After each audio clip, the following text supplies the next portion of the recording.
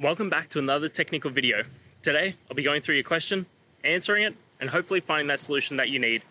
Guys, remember to stay just a little bit crazy, just like me, and hopefully find that resolution you're looking for. Now, let's continue on to the video.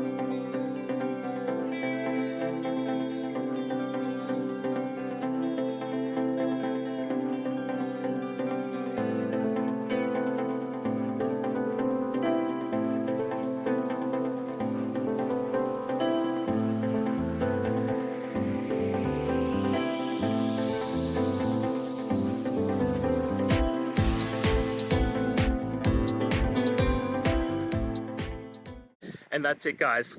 I hope we've gone through the question and found that solution you're looking for. And look, if we did, please hit subscribe. I'd really appreciate it. And until the next time you need technical help, I hope you have a good one. Cheers.